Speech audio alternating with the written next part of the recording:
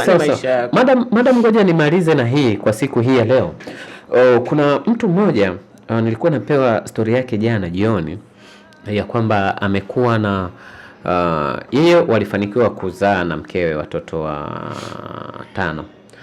watano, na bahati mbaya licha ya hivyo mkewe alikuwa anasemwa vibaya ukweni, lakini yule mwanaume alikuwa kama vile hataki mke wake asemwe, lakini yale ambayo alikuwa anasemwa na familia kwa kiasi kikubwa yalikuwa yana ukweli juu ya tabia za mke wake. Lakini baadaye ikabidi ahame katika mazingira ya nyumbani kwenda kukaa mbali na nyumbani kwao. Lakini yule mwanamke alikuwa bado ana tabia za usaliti na akawa anaendelea kufanya hivyo. Lakini mbaya zaidi mwanamke huyo alikuwa ni mfanyabiashara ndogo ndogo hizi, anaenda anachukua mboga na kuja kuuza, anafanya zake hivyo, anaenda vijiji vingine.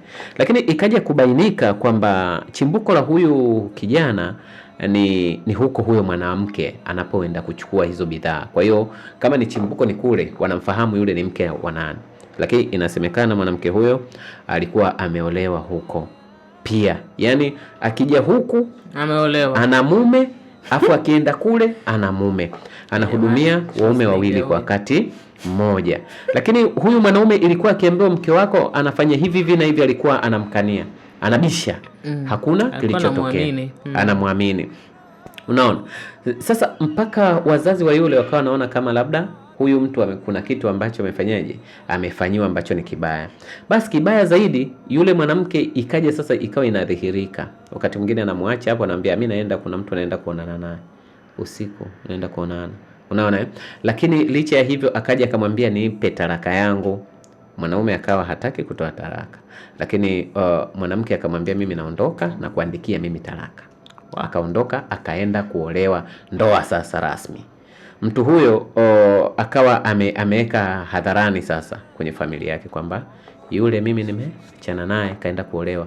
Kaolewa huko, kapata ujauzito. Baada ya kupata ujauzito, anarudi pale, anakuja kukaa na huyu mwanaume.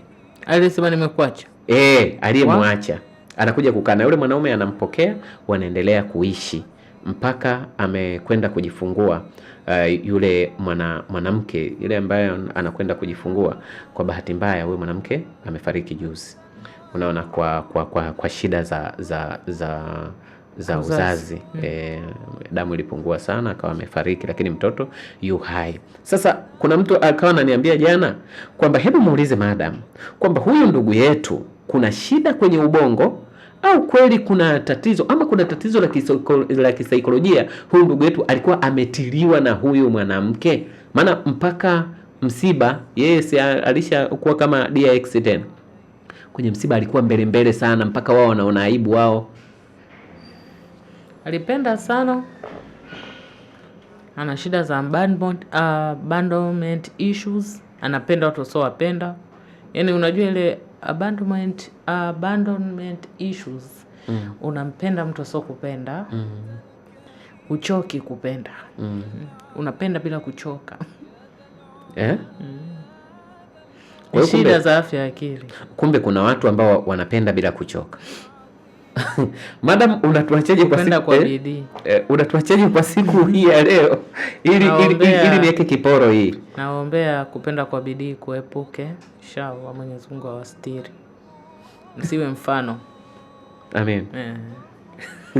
Shukrani sana msikilizaji, kila lenye mwanzo alikosi kuwa na mwisho, wakati sio rafiki. Shukrani sana kwa Madam Leila kwa kuja na kutupa elimu kubwa kabisa katika siku hii ya leo. Unaweza kumfuatilia Madam Leila kupitia mitandao yake ya kijamii, lakini vile vile vitu gani madam ambavyo unavifanya?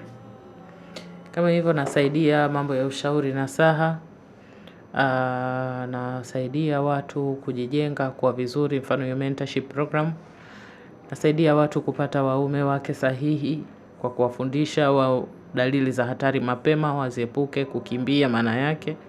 Lakini pia kama mtu ameumizwa, moyo wake umepondwa, namsaidia apate amani na aweze kurudi katika hali yake ya kawaida, endelee na harakati zake za maisha.